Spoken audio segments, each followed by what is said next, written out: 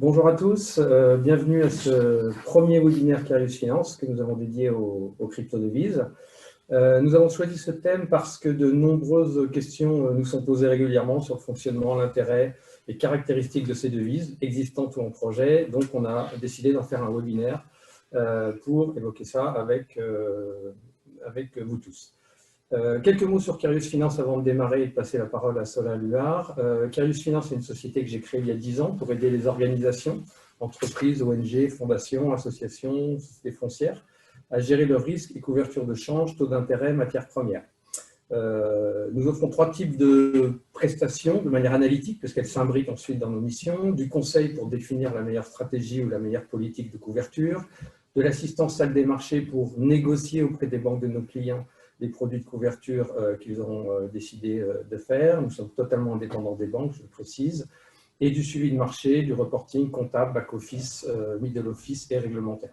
Voilà pour une présentation très rapide. Nous ont défilé à l'écran quelques éléments clés sur la société, notre brochure et quelques références, vous pourrez voir dans les secondes qui viennent des noms d'entreprises avec lesquelles nous avons travaillé. Je vous invite à vous abonner à la page LinkedIn de Carius Finance si vous le souhaitez. Nous nous informons en tout cas des publications de notre site internet, des nouveaux articles, des décryptages de situations de marché spéciales et des lettres de marché, puis également de recrutement lorsqu'il y en a. Alors pour revenir aux cryptos, nous avons opté pour une présentation pratique du sujet. Parce que c'est un sujet qui peut très rapidement devenir très technique si on rentre dans le fonctionnement de la blockchain. On va en parler un petit peu, mais ce n'est pas notre angle. On va se concentrer sur les caractéristiques, le fonctionnement et l'intérêt pour les entreprises et les particuliers. Je vais passer la parole à Solal Luar pour la présentation. Solal fait partie de l'équipe Carius Finance depuis plusieurs années. Sa présentation durera environ jusqu'à 10h30. N'hésitez pas à poser sur l'onglet questions-réponses de Zoom vos questions. Nous y répondrons à la fin en les regroupant, enfin en faisant de manière le plus logique possible. Voilà, je vous souhaite un bon webinaire et puis à tout à l'heure pour les questions-réponses. Bonjour à tous. Donc effectivement, moi je vais vous parler des crypto-monnaies aujourd'hui. Et pour commencer, pour bien comprendre la logique des crypto-monnaies, il faut remonter à leurs origines. La première crypto-monnaie, elle a été créée en 2009, c'est le Bitcoin. Elle a été créée par un utilisateur anonyme et son algorithme a été publié sur un forum. Le contexte est très important pour comprendre la démarche de la crypto-monnaie.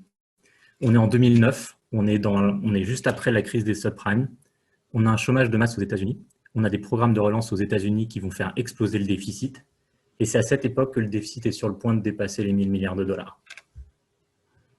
C'est vraiment un seuil psychologique important. C'est à ce moment-là qu'on commence à avoir une espèce de croyance populaire que Oncle Sam, le gouvernement américain, pourrait faire faillite. Donc c'est vraiment une crise de confiance des institutions aux États-Unis et une crise de confiance dans la solvabilité du gouvernement américain et également du rôle du dollar dans le système monétaire international. C'est à ce moment-là qu'on va avoir des communautés qui vont se créer sur certains forums, sur certaines plateformes, avec toujours comme dénominateur commun la peur de voir le système monétaire actuel se déliter. Et elles vont chercher des alternatives pour les échanges et le paiement. Avant de rentrer plus décisivement dans le fonctionnement de ces crypto-monnaies, si on compare une crypto-monnaie classique avec une monnaie nationale telle que le dollar, on a certes des caractéristiques techniques qui vont différer, qui vont changer. Mais tout d'abord, on a également des différences de fond.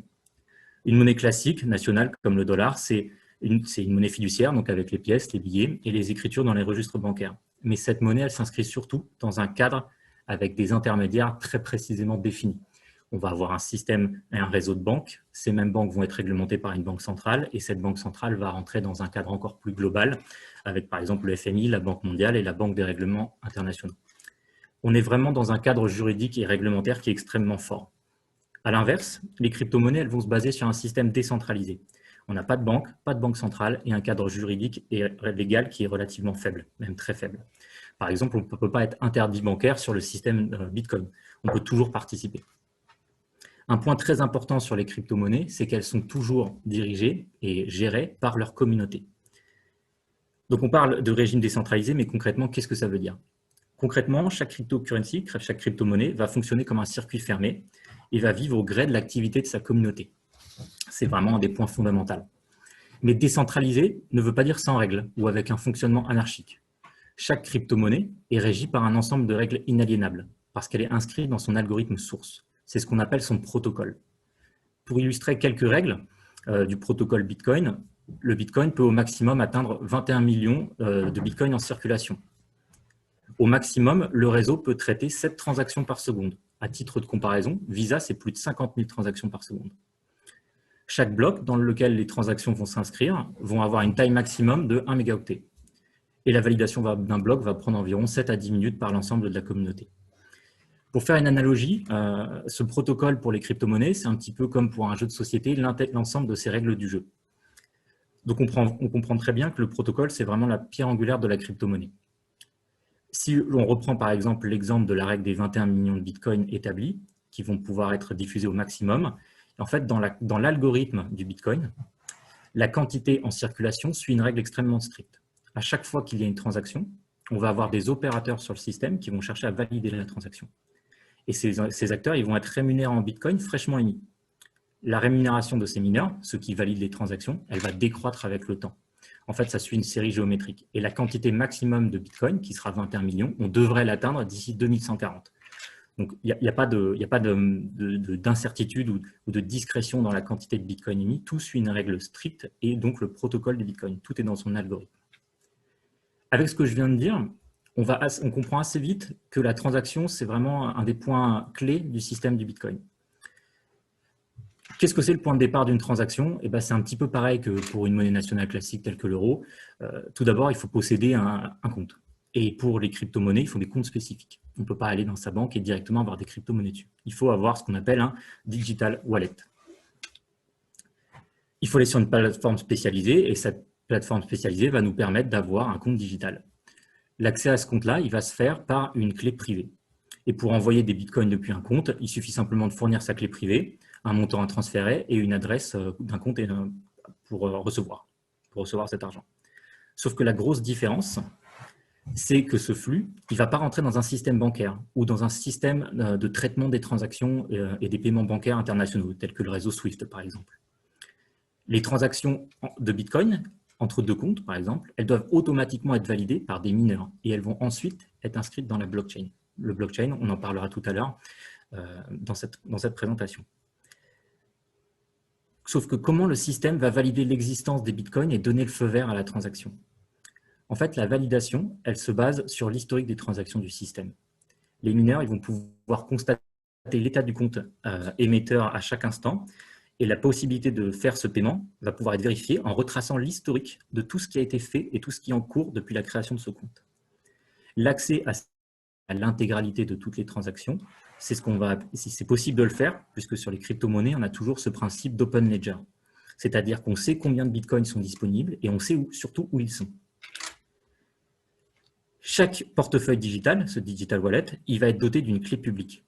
Cette clé publique, elle est très importante puisqu'en fait, c'est une empreinte numérique de la clé privée et elle va permettre aux mineurs d'accéder à toutes les informations qui sont liées à ce compte, mais sans jamais pouvoir permettre de retrouver donc, la clé qui permet de le gérer, c'est-à-dire la clé privée. Ça garantit à la fois la sécurité pour les utilisateurs et c'est aussi la garantie pour les mineurs d'avoir accès à toute l'information pour pouvoir valider ces transactions. Donc pour synthétiser, le point de départ d'une transaction, c'est toujours l'existence de transactions précédentes qui justifient la propriété du Bitcoin et permettent la validation des transactions futures. Et c'est ça un petit peu le principe de la blockchain. Comme on comprend bien, c'est la succession des blocs qui s'additionnent les uns après les autres dans lesquels les transactions sont inscrites. La blockchain, si on prend la définition classique qu'on en donne, ça désigne toutes les technologies de stockage et de transmission d'informations qui permettent la constitution de ces registres distribués, ces open ledgers. Cette blockchain, à chaque fois, elle va avoir deux caractéristiques très importantes. C'est l'immutabilité et le consensus. C'est ces deux caractéristiques qui vont vraiment permettre d'assurer la fiabilité du réseau et la fiabilité des transactions. À chaque fois qu'on a des nouvelles transactions, elles vont être ajoutées au réseau. Et pour pouvoir les valider, ce dont on parlait tout à l'heure, c'est l'activité des mineurs, en fait, on va avoir un processus cryptographique qui va être mis en place. Et pour le cas, par exemple, du Bitcoin, c'est ce qu'on appelle le Proof of Work. Qu'est-ce que c'est le Proof of Work? En fait, c'est un algorithme qui va, comme on l'a dit tout à l'heure, assurer à la fois le consensus et l'immutabilité de la chaîne. Ce Proof of Work, en fait, concrètement, tous les ordinateurs qui sont connectés au réseau vont sans cesse chercher à se mettre en état de consensus sur la chaîne de blocs et se mettre d'accord sur l'état réel du réseau et sur la validité de toutes les transactions. Cette immutabilité, elle est assurée, puisqu'en fait, concrètement, qu'est-ce que c'est ce traitement cryptographique? C'est tout simplement résoudre des petits problèmes mathématiques. Et ces problèmes mathématiques, en fait, ils s'apparentent à des puzzles imbriqués. Pourquoi le terme imbriqué il est important? Puisque si vous vous souvenez de ce qu'on a dit tout à l'heure, les mineurs ils vont utiliser des clés publiques pour voir l'état des comptes participant à la transaction. On se rappelle que toutes les différentes transactions, elles se suivent sur la blockchain. C'est le principe. Et elles sont liées entre elles. Elles se suivent sur la chaîne de blocs, et cette chaîne de blocs, elle va matérialiser l'historique du système et l'historique des transactions. La validation de toutes ces transactions, elle va fonctionner sur le principe des poupées russes. Les transactions passées, elles vont avoir une empreinte digitale contenue dans le nouveau puzzle à résoudre, ce nouveau problème mathématique. Mais ce puzzle, ce problème mathématique, il va également inclure des éléments de la transaction actuelle. Donc on comprend bien que pour qu'une transaction soit validée, la chaîne passée doit être juste, cohérente, et la transaction actuelle doit également rentrer en cohérence avec l'état du système à un instant T. Concrètement, qu'est-ce que ça veut dire? Ça veut dire que si moi, demain, j'essaie de venir sur le réseau Bitcoin avec 10 000 Bitcoins, mais que ces Bitcoins-là, le système n'arrive pas à retrouver son historique, que par rapport à l'état consensuel en amont, il n'arrive pas à retrouver ses billes, et bien tout de suite, ça va rentrer en conflit avec l'état de consensus, l'état de la chaîne, et ma transaction ne pourra jamais valider. Je ne peux pas rentrer dans ce système-là et le berner. C'est impossible. Enfin, impossible théoriquement, puisqu'en fait, il n'y aurait qu'une seule façon, c'est qu'une seule personne prenne le contrôle de 51% de tous les ordinateurs connectés au réseau et valide cette transaction, ce qui concrètement en fait, est complètement impossible. Donc, ces algorithmes qui tournent, on appelle ça des fonctions de hachage, elles sont utilisées par les mineurs, et valider un puzzle, c'est ce qu'on disait tout à l'heure, prend environ 7 à 10 minutes. Voilà un petit peu, pour parler des transactions. Si on comprend bien, en fait, il faut une puissance de calcul assez élevée pour pouvoir les valider, mais c'est très facile de valider leur intégrité. C'est pour ça que l'analogie avec le puzzle marche très bien. Ça prend beaucoup de temps à faire, ce n'est pas forcément très compliqué, mais c'est très facile de vérifier qu'il a été fait correctement. Donc, pour faire un petit bilan sur le concept des crypto-monnaies communautaires, c'est vraiment des systèmes qui vivent en circuit fermé, avec des règles préétablies qui sont inaliénables et qui sont acceptées par toute la communauté. L'immutabilité et le consensus, c'est vraiment ce qui va assurer la fiabilité du réseau et du système. On n'a pas d'organe décisionnaire externe. L'anonymat est garanti pour tout le monde. C'est ce qu'on disait tout à l'heure. Les mineurs valident les transactions et peuvent accéder aux comptes, mais elles ne vont jamais connaître l'identité sous-jacente et elles ne peuvent pas faire d'opérations sur ces comptes-là.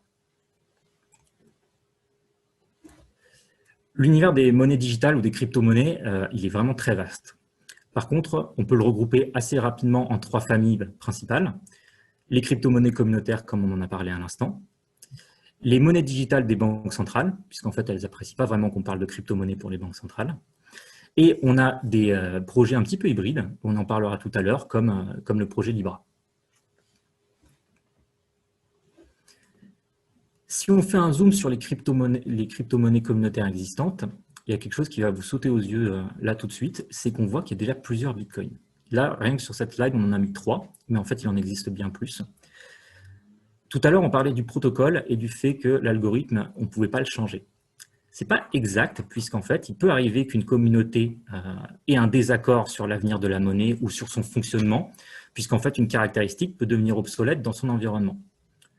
Dans le cas du Bitcoin, le Bitcoin Cash et le Bitcoin Unlimited, on a eu des désaccords au sein d'une communauté sur la taille des blocs, puisqu'en fait, c'est la taille des blocs qui conditionne l'acceptation maximale de 7 transactions par seconde. Donc, la communauté s'est réunie et le but, ça a été de discuter, de pouvoir faire une modification. Le problème, c'est que la communauté n'a pas réussi à se mettre d'accord. Quand une communauté n'arrive pas à se mettre d'accord, il va se déclencher ce qu'on appelle un hard fork. Donc, en fait, les communautés se scindent. La blockchain se scinde et les 2 écosystèmes et les 2 projets divergent. Ce type de hard fork, c'est extrêmement important pour la communauté puisqu'en fait, il n'y a pas de possibilité de machine arrière. C'est-à-dire que quand des personnes d'une certaine communauté se sont engagées à suivre le protocole Bitcoin Core, par exemple, le Bitcoin classique tel qu'on le connaît très souvent, eh ben, on ne peut pas revenir en arrière. On ne peut plus après repasser sur du Bitcoin Cash. Donc concrètement, qu'est-ce qui s'est passé quand le Bitcoin a entraîné le Bitcoin Cash également, qu'il y a eu un fork? Eh ben, des individus ont souhaité changer l'algorithme alternatif, ils l'ont proposé, ils l'ont publié, et ils ont laissé le choix à toute la communauté de pouvoir suivre ou pas ce projet. Voilà un petit peu pour parler du fonctionnement des bitcoins et de types de désaccords qui peut arriver et pourquoi on voit par exemple ces 3 types de bitcoins. Depuis tout à l'heure, on parle essentiellement du Bitcoin et plus généralement des crypto-monnaies qui sont liées uniquement au paiement. On a une autre crypto-monnaie qui ressemble un petit peu au Bitcoin et qui s'appelle le Ripple. On le voit qui s'affiche à l'écran là. C'est les 3 petits points en bleu en bas. La spécificité du Ripple, en fait, à la base, il ne s'adressait pas forcément à tout le monde. Le but, c'était vraiment de remplacer les flux interbancaires et de remplacer le système SWIFT. L'objectif de Ripple, c'était tout simplement de dire, nous, on est SWIFT, tant mieux, on est plus sécurisé et on est plus rapide. Sauf que bien évidemment, le système ne s'est pas encore imposé de manière globale, puisqu'on a toujours énormément de problématiques sur ces crypto-monnaies-là, on en parlera tout à l'heure, et on en a déjà parlé. Le cadre légal est extrêmement faible, et il y a bien évidemment des risques pour des institutions telles que les banques qui sont énormément réglementées. Elles ne peuvent pas faire n'importe quoi et choisir du jour au lendemain d'utiliser le Ripple parce que le système serait soi-disant plus efficace. Mais dans cette catégorie des crypto-monnaies communautaires, on a également des crypto-monnaies dont le champ d'application est beaucoup plus large que le simple paiement. C'est par exemple l'Ethereum et le Neo. Ces deux cryptocurrencies, ces deux crypto-monnaies, elles sont très importantes, elles regroupent les mêmes fonctionnalités que les crypto-monnaies classiques, mais elles se basent également sur le système des smart contracts. Smart contracts, donc comme son nom l'indique, c'est les contrats intelligents. Qu'est-ce que sont les contrats intelligents? Ce sont des protocoles informatiques qui facilitent, vérifient et exécutent les clauses de certains contrats. Donc, ils permettent d'organiser, s'ils veulent, des échanges simples, tels que le Bitcoin peut le permettre, mais ils peuvent également permettre l'exécution de plusieurs lignes de code qui vont être liées à une clause dans le contrat. Pourquoi c'est utile? En fait, on peut donner un cas très concret. Imaginons demain, on a une crypto-banque qui veut faire un prêt à la consommation et qui veut permettre à un individu d'acheter une voiture. Le contrat il va être digitalisé. Et si le client, par exemple, rate un paiement, il peut être prévu une clause qu'en fait la voiture va se bloquer automatiquement. On peut imaginer une fermeture électrique des portes et en fait la personne ne peut plus accéder à sa voiture. On comprend tout de suite que ça va avoir une utilité évidente pour la banque. En principe, ça devrait augmenter ou en tout cas faciliter le recouvrement de ces paiements. Ça peut être un moyen pour les banques donc, de sécuriser certains contrats en plus. Que ce soit pour le type des crypto-monnaies de type paiement ou de service, comme on a pu regarder avec l'Ethereum, c'est toujours la communauté et les utilisateurs qui vont veiller au bon fonctionnement de l'intégralité effectivement de ces contrats, du fonctionnement de la blockchain. C'est vraiment un des principes fondateurs, c'est la communauté qui régit l'organisation de ces crypto-monnaies. On a toujours un protocole et systématiquement, quand les participants vont valider des transactions, valider des contrats, ils vont être rémunérés pour ça. Et c'est vraiment tout l'intérêt de ces crypto-monnaies et de leur fonctionnement pour la communauté. Un autre type de monnaie digitale qu'on n'appelle plus trop maintenant crypto-monnaie puisque les banques centrales n'aiment pas ça, ce sont les crypto-monnaies qui vont être liées à des États ou des banques centrales.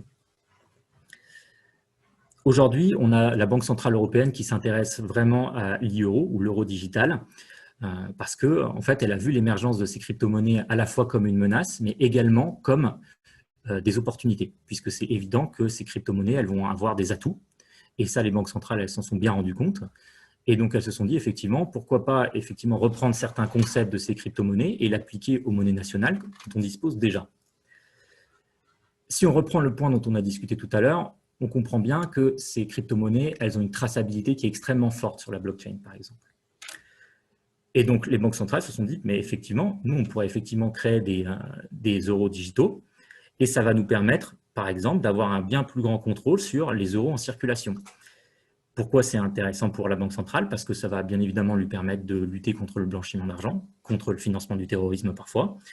Et surtout, aussi, ça a un autre avantage pour les gouvernements, puisque ça facilite concrètement le prélèvement des taxes si on arrive à identifier l'intégralité des transactions, puisque forcément, on lutte par exemple contre l'économie souterraine.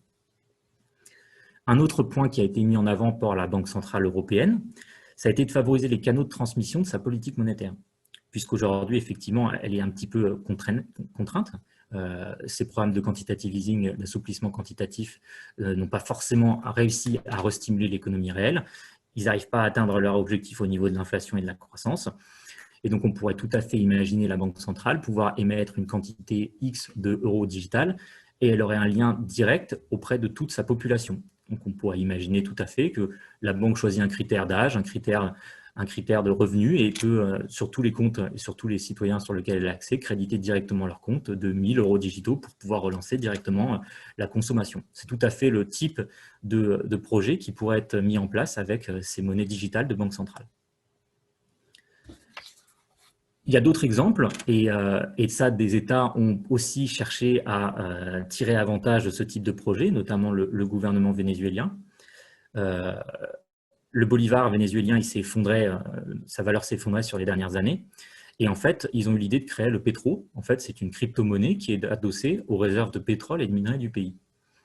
Le principe, c'est qu'en fait, quand ce Petro il a été mis en place, ils savaient très bien que le bolivar ne valait plus rien. Donc, en fait, c'était possible de l'acheter avec des monnaies alternatives, du dollar, du rouble, du bitcoin, de l'Ethereum.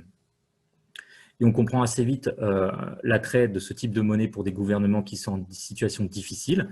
Ça peut leur permettre effectivement de rétablir une certaine valeur de la monnaie sur le territoire national et également parfois effectivement de contourner des sanctions liées par exemple au fait que le Venezuela ne pouvait pas utiliser le dollar dans ses échanges internationaux puisqu'il y a des sanctions, ils sont sous le joug des sanctions des États-Unis. Un petit peu dans le même modèle, on a l'exemple du crypto-yuan de la Chine. Une spécificité du crypto-yuan, c'est qu'il ne pense pas du tout se baser sur la technologie blockchain. Ce n'est pas forcément quelque chose qu'ils souhaitent utiliser. Ils ne souhaitent pas non plus court-circuiter leur réseau bancaire. Ils veulent garder les intermédiaires puisque c'est les banques classiques qui gèrent les portefeuilles électroniques de leurs clients. Le principal objet du crypto-yuan, il est quand même essentiellement politique. Le but, c'est d'éviter le contrôle et la surveillance des transactions du pays par les États-Unis, éviter le risque de sanctions potentielles, et tout en favorisant toujours l'essor de cette monnaie avec ses principaux partenaires commerciaux.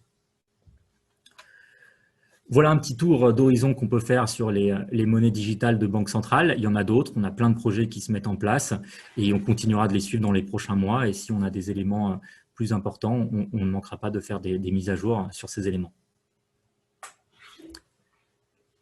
Un projet qui lui aussi est important et qui a été beaucoup médiatisé ces derniers mois, c'est le projet Libra. Le projet Libra, en fait, c'est le projet de crypto-monnaie qui a été initié par Facebook. Il y a beaucoup d'entreprises et d'ONG qui ont rejoint le projet. Le but, c'est que ce soit géré par une fondation indépendante à but non lucratif. Le Libra, il sera gérable via une autre société qui s'appelle Novi, qui serait en fait une société qui permettrait de diffuser des portefeuilles virtuels. Pourquoi Libra, pourquoi Facebook s'est lancé dans ce projet Libra? Et bien en fait, tout simplement, Facebook, il regroupe quand même 3 milliards d'utilisateurs avec ses différentes plateformes WhatsApp, Facebook et Instagram. Et donc, en plus de ça, ils gèrent aujourd'hui leur propre marketplace sur Facebook. Donc, ils se disent bien effectivement qu'ils ont un vrai coup à jouer. Et le but pour eux, ça a été de se dire, on ne va pas jouer sur le segment des crypto-monnaies puisque la plupart des gens se disent que c'est très volatile. Donc, ça va être difficile de mettre en place des paiements pour des articles de tous les jours. Donc, ils ont pris une orientation un tout petit peu différente puisqu'ils se sont indexés sur des paniers de devises classiques, donc euros, dollars, francs. Le but du projet Libra, c'était de garder un cours stable. C'est ce qu'on appelle une stablecoin. C'est un projet de crypto-monnaie mais qui ne fonctionne pas exactement de la même façon que les autres crypto-monnaies. Ce type de devise indexée à des paniers de devises, peut-être que ça fait penser à certaines personnes un des éléments qui a été mis en place par le FMI, c'est-à-dire les droits de tirage spéciaux, qui étaient en fait des actifs de réserve internationale. Ils ont été créés en 1969 et c'est aussi une monnaie qui est basée sur un panier de devises, la livre sterling, le dollar, l'euro, le yen et le yuan. C'est une monnaie le DTS qui est essentiellement utilisé par des ONG et des organismes internationaux. Et d'ailleurs, on a eu l'occasion de faire régulièrement des couvertures sur ce type de devise. Donc, c'est possible de le faire. Pourquoi c'est important d'en parler? Effectivement, puisque le Libra pourrait tout à fait être un projet qui aboutit. Et on peut imaginer des types de couvertures sur ce type de monnaie. On en reparlera à la fin de cette présentation. Pourquoi le Libra a vraiment énormément été médiatisé ces derniers mois, puisque c'est une monnaie qui pourrait être liée à Facebook, et Facebook a été au centre de nombreuses controverses. Il y a des vraies problématiques sur le respect de la vie privée, et la plupart des organismes internationaux remettent vraiment en doute cette indépendance que Libra cherche à afficher.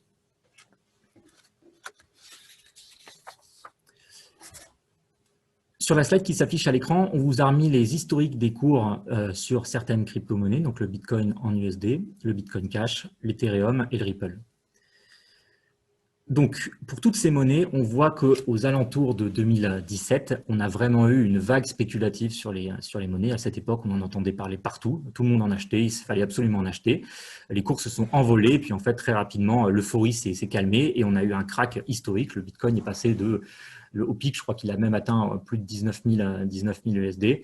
et il s'est effondré aux alentours de 4000. Situation un petit peu similaire qui a pu se dérouler dans les derniers mois. En mars, on a eu effectivement la crise sanitaire qui s'est développée avec la Covid-19 et nécessairement, le Bitcoin étant un actif liquide, il a été vendu. Et si on regarde effectivement sur ce graphique en haut à gauche, on voit qu'il y a eu un creux très marqué en mars. Le Bitcoin est repassé sous la barre des 6 000 $. Mais depuis, on a eu effectivement la crise du Covid-19 qui s'est vraiment accélérée, avec notamment la réponse des banques centrales qui a été massive. Et elles se sont mises à faire marcher la planche à billets à un rythme effréné et historiquement élevé. C'est toujours la même chose. Si on revient à ce qu'on disait au tout début de la présentation avec la crise de 2009, c'est quand le déficit explose, que la banque centrale se met à émettre une quantité massive de monnaie dans le système, on va toujours avoir ces communautés dont l'argument principal est renforcé, qui est le risque. Il y a un risque certain sur le système monétaire international et ces monnaies classiques nationales peuvent représenter un danger. Et on voit là que le Bitcoin, il a encore augmenté. Je crois qu'il est passé au-dessus des 16 000 $ hier. On a vraiment une euphorie qui se recrée là-dessus. C'est un petit peu pareil, mais moindre pour l'Ethereum en termes d'évolution de prix. Et ce qui est assez marqué, c'est que pour le Bitcoin Cash et le Ripple, on n'a pas ces évolutions de prix. Pourquoi? Puisqu'en fait, tout simplement, quand on parle crypto-monnaie, tout le monde pense tout de suite au Bitcoin. La plupart des instruments financiers, ce qu'on appelle des Exchange Traded Funds, sont basés sur le Bitcoin. Donc, quand on veut se mettre à spéculer sur le Bitcoin, tout de suite, on va acheter ce type de produit. Enfin, quand on veut spéculer sur les crypto-monnaies, on va tout de suite chercher à acheter ces produits qui sont liés au Bitcoin. Donc, nécessairement, ça va toujours être le Bitcoin qui est le plus connu qui va profiter de ces évolutions de prix. Ensuite, l'Ethereum. Et parfois, effectivement, d'autres crypto-monnaies peuvent bouger, mais en général, elles sont fondamentalement décorrélées de ce type de mouvement. C'est des monnaies des crypto-monnaies dont les communautés sont beaucoup plus faibles et bien moins connues du grand public. Si on regarde un petit peu les cours, effectivement, on voit que à mesure que le risque politique, que les risques internationaux grandissent, eh ben, on voit que l'or et les crypto-monnaies, comme notamment le Bitcoin, réagissent un petit peu de la même façon. On voit vraiment que l'or s'est envolé. Forcément, on a des tensions avec les élections américaines, avec Donald Trump qui refuse d'abdiquer. On a toujours un risque potentiel d'émeute là-bas. On a toujours un risque d'accident au niveau des banques centrales avec ces nouveaux programmes. Il y a toujours du risque dans le système et à chaque fois qu'on a du risque dans le système, l'or, le Bitcoin va en profiter. Et c'est un petit peu effectivement toujours corrélé aussi au dollar index qu'on voit à droite. Quand le dollar commence à s'affaiblir, on a tout de suite l'or et le Bitcoin qui vont en profiter. On vous a remis aussi le graphique en bas de l'évolution du dollar contre le bolivar vénézuélien. Pourquoi est-ce que le gouvernement vénézuélien a voulu mettre en place une crypto-monnaie? On voit très bien, c'est l'effondrement massif de sa monnaie nationale. Quand une monnaie perd autant de valeur, il faut absolument trouver des systèmes alternatifs pour pouvoir continuer d'exercer et mettre en place des échanges sur un territoire. Et donc là, ça renforce l'argument qu'on disait tout à l'heure, les crypto-monnaies peuvent servir des États en situation délicate et précaire pour trouver une alternative à leur monnaie nationale. Donc ça, c'est des graphiques qui sont un petit peu plus parlants aussi. En haut à gauche, vous allez avoir le graphique de la volatilité du Bitcoin. En bas à gauche, la volatilité de l'euro-dollar. En bas à droite, la volatilité de du dollar versus l'or. Et en haut à droite, le dollar contre le pesos mexicain. On se rend compte effectivement que si on regarde les variations de devises, l'euro USD, c'est une devise qui est extrêmement stable. La volatilité dépasse très rarement les 15. L'or USD, c'est une paire de devises qui est beaucoup plus volatile. On dépasse assez régulièrement les 30. On est sur une volatilité qui est proche du dollar contre le pesos mexicain. Par contre, si on regarde le Bitcoin, effectivement, on voit que de manière générale, la volatilité tend à être 10 fois supérieure, voire même potentiellement 15 ou 20 dans les gros moments de crack. Donc, c'est pour ça qu'on attire encore une fois l'attention sur le fait que ce Bitcoin n'est pas encore arrivé à une acceptation suffisamment large, à une stabilité suffisamment grande pour pouvoir le comparer avec des monnaies fortes nationales telles que l'euro ou le dollar ou le franc. On est vraiment sur un actif qui est extrêmement volatile. Enfin, pour finir et pour parler du cadre réglementaire et des perspectives en termes de couverture, tout simplement pour résumer, comme on l'a dit tout à l'heure, la spécificité des crypto-monnaies communautaires, c'est de ne pas avoir de cadre légal et réglementaire fort. C'est un petit peu la volonté du système et la volonté des communautés de s'auto-gérer. Ces communautés ne veulent pas rentrer dans un système qui est réglementé. Et chercher à implémenter un cadre réglementaire et juridique similaire à celui sur les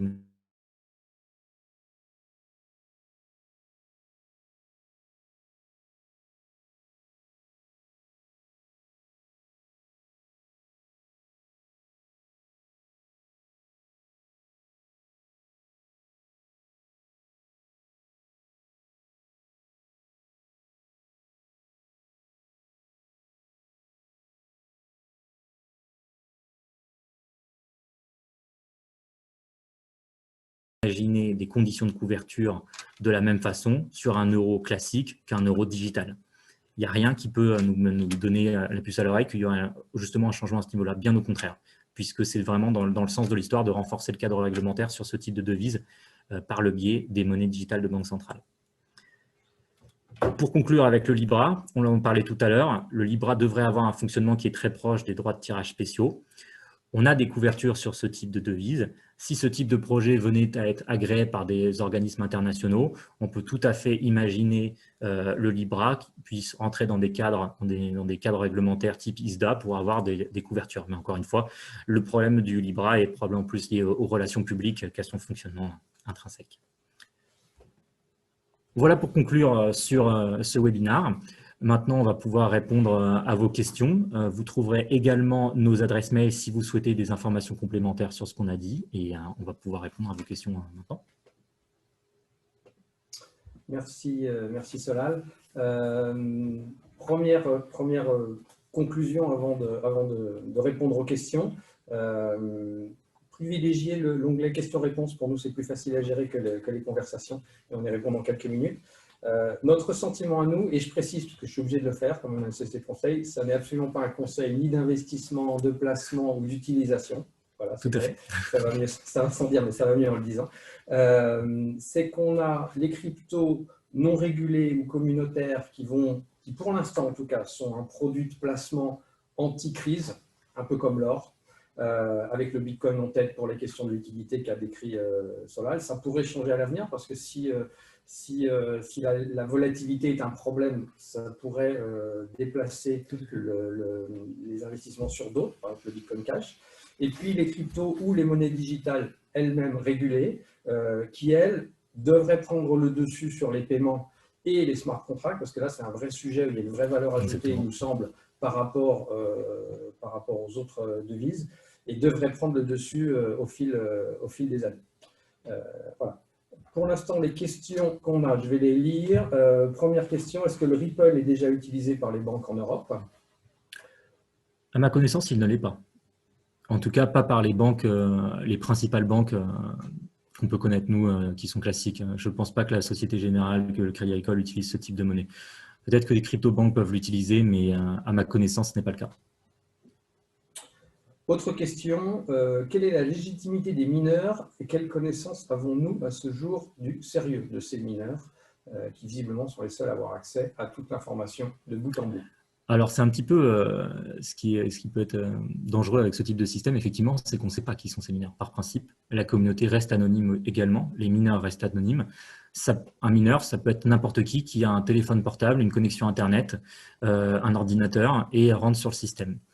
C'est tout un chacun, on n'a pas forcément de listing précis. On sait qu'il y en a partout dans le monde, que ce soit en France, aux États-Unis, en Chine, parfois même effectivement dans des pays jugés plus à risque. On a des individus en Corée du Nord qui peuvent aussi être des mineurs dans la mesure où tout ce qu'il faut, c'est un ordinateur et une connexion Internet.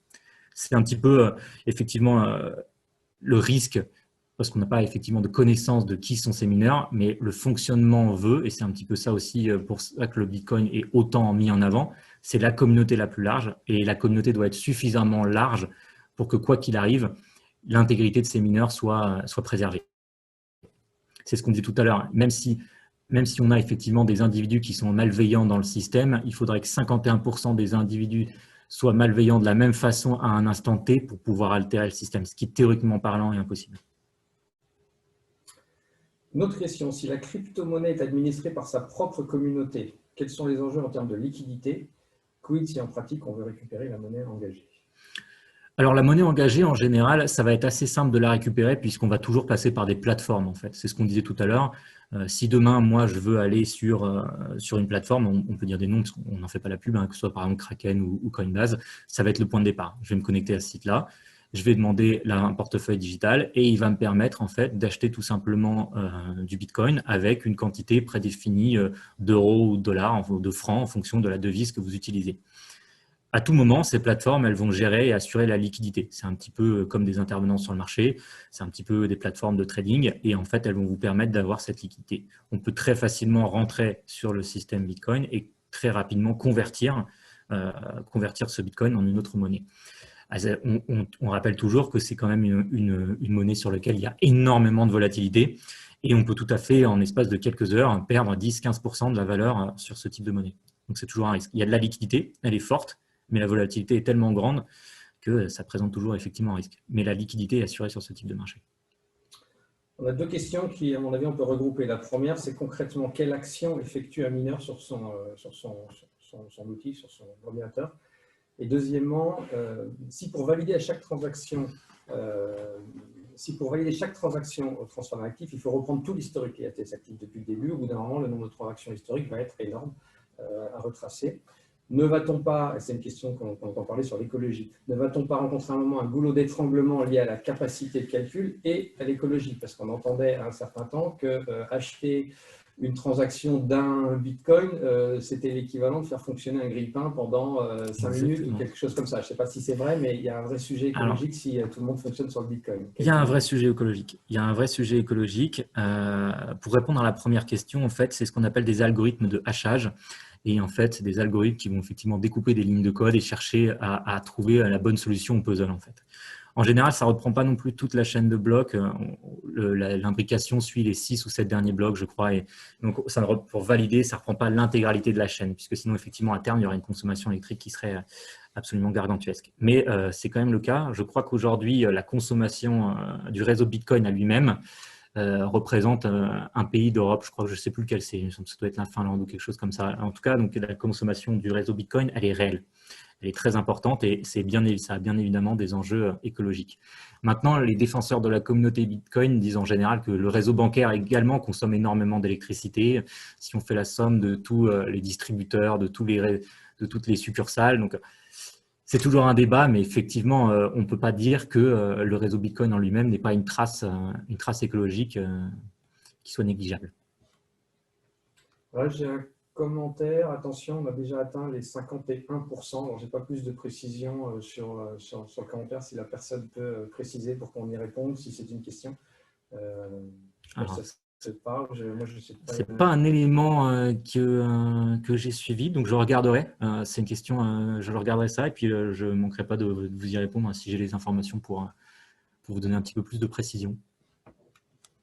Voilà, on a fait le tour sauf si vous voulez reposer des questions dans la minute qui vient. On a fait le tour du sujet. On espère que ça vous a plu, que c'était. On a commencé par de la technique parce qu'il faut bien. C'est un sujet hyper technique.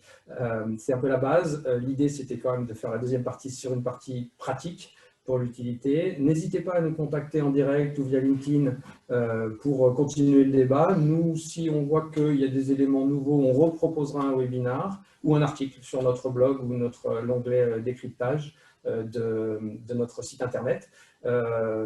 Et si on fera régulièrement des webinars sur d'autres sujets, n'hésitez pas à nous suggérer des sujets qui peuvent vous intéresser. Nous le ferons avec grand plaisir. Exactement. Voilà, je vois un dernier point.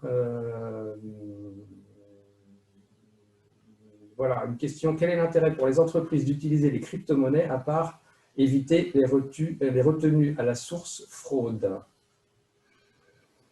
C'est la question qu'on s'est posée en fait, nous, en faisant ce décryptage. Quel serait l'intérêt pour nous en tant que particuliers et comme entreprise de l'utiliser? Question ouverte en fait. Je dirais effectivement en l'état actuel, tant qu'on n'a pas effectivement une énorme tension sur le système monétaire tel qu'il est, je ne vois pas énormément d'avantages pour une entreprise ou un individu à chercher à utiliser justement ces crypto-monnaies. Par exemple, si on regarde le Bitcoin, du fait des limites liées au nombre de transactions validées, on a des coûts de transaction qui parfois sont très importants. Au pic de la spéculation de 2017, je crois que pouvoir faire un transfert en Bitcoin, c'était devenu beaucoup plus cher en fait que faire une transaction tout simple à Western Union ou de ce type de plateforme. Donc parfois, en fait, même les limites, on a vraiment les limites de ces crypto-monnaies pour l'utilisation de tous les jours. C'est-à-dire qu'à moins de constater un accident majeur sur le système, on n'a pas fondamentalement pu identifier des avantages des crypto-monnaies par rapport aux monnaies qu'on utilise actuellement. Voilà, le sentiment qu'on a, nous, c'est qu'effectivement, comme je le disais en conclusion, le Bitcoin et d'autres vont être plutôt un outil, et je ne dis pas que c'est bien ou pas bien de le faire à nouveau, je suis obligé, de protection comme l'or peut l'être, avec tous les avantages et les inconvénients que ça peut avoir. En revanche, je pense vraiment que quand les smart contracts vont arriver, là, il y aura une vraie pression des assureurs, des banquiers, des notaires, des avocats pour utiliser ces devises parce qu'il y a un vrai usage, il y a une vraie innovation. Exactement. Et pas uniquement une innovation liée au paiement. Liée au paiement, parce qu'on a déjà les porte-monnaies, on a déjà un certain nombre de choses. Exactement. Et puis on verra la monnaie Facebook qui, je pense, va être très régulée parce que c'est quand même je ne sais pas si on dit l'organisme, le consortium qui régule ça, c'est quand même un consortium qui doit mettre 10 millions de dollars. Je ne sais plus, effectivement, il faut mettre de l'argent sur la table. Pour avoir le droit de participer au consortium et valider ensuite les transactions une par une. Donc je pense qu'il va y avoir des régulations derrière, ça ne va pas être aussi facile de laisser des particuliers utiliser cette devise avec un contrôle de personnes qu'on ne contrôle pas. Donc voilà, mais à suivre parce que tout ça est en cours. Les banques centrales y travaillent beaucoup parce que je pense qu'elles essayent de prendre de court tous ces projets pour proposer leur monnaie digitale. Et si elles ne veulent pas le terme crypto, je pense qu'il y a une raison, c'est que c'est un peu sulfureux. Voilà, donc à suivre tout ça. Et puis, on vous tiendra au courant. Une dernière question, ne pas être soumis au risque de change sur les transactions internationales serait avantageux? Non. En fait, il y a un autre risque de change, c'est le risque de variation du Bitcoin, par exemple. Quand vous voyez la volatilité, supposons que votre client vous paye en Bitcoin, soit vous payez tous vos salariés en Bitcoin, vous payez vos fournitures, vous payez tout en Bitcoin et vous n'avez pas de risque de change, comme vous le feriez en euros. Voilà. Mais si vous devez payer vos salaires en euros et que vous avez vos clients qui vous payent en Bitcoin, vous avez un grand risque que le Bitcoin se déprécie entre le moment où vous avez signé votre contrat avec le client et le moment où il vous le paye, ou même au moment où vous l'avez converti en euros, et donc vous avez un risque de change sur le Bitcoin. Et c'est sous cet angle-là que nous, on le suit, et parce que nous sommes spécialistes sur les couvertures et qu'on nous pose souvent la question, comment on se couvre? Aujourd'hui, les monnaies non régulées, c'est-à-dire les monnaies communautaires, type le Bitcoin, on ne peut pas les couvrir parce que pour les couvrir, il faudrait avoir des banques qui proposent des couvertures et les banques ne proposent pas de couverture tant que ce n'est pas encadré par des contrats internationaux, ISDA ou autres. Et aujourd'hui, il va y avoir une lutte politique sur le sujet. Donc, on pense qu'il sera très compliqué de couvrir ces devises parce que les autorités vont mettre en avant leurs devises digitales pour lesquelles il y aura un cadre et pour lesquelles, très probablement, on pourra faire des couvertures. Question, est-ce que l'euro digital sera le même que l'euro, je ne sais pas comment l'appeler, papier, qui est plus du tout papier aujourd'hui, mais voilà, on ne sait pas. Est-ce qu'il y aura une variation de change? Je pense que non. Ça va être juste une modalité de paiement qui va peut-être être rendue obligatoire pour les administrations. On ne sait pas. Tout ça est ouvert, donc ça va être intéressant. Mais il est clair que, vous voyez, il y a des pays qui permettent de payer ses impôts en Bitcoin. On s'est posé la question, quel est l'intérêt? Vous devez acheter du Bitcoin pour payer vos impôts. Voilà, aujourd'hui, je pense que ce n'est pas mûr. Par contre, il y aura probablement une évolution dans les mois et les années qui viennent qui feront que ces conclusions-là seront peut-être revisitées parce qu'il y aura des ségrégations entre les devises crypto ou digitales très utiles et celles qui ne le sont pas. Voilà. Je pense qu'on a fait le tour. On nous envoie des liens. On ira faire tour sur les liens. Parfait. Voilà. Ben voilà, pour les 51%, on ira voir ça. Si vous voulez nous envoyer un email, la personne qui nous l'a envoyé, et on peut échanger en direct avec vous avec grand plaisir. Voilà, merci à tous. Je vous souhaite une bonne journée et à bientôt. À très bientôt. Au revoir.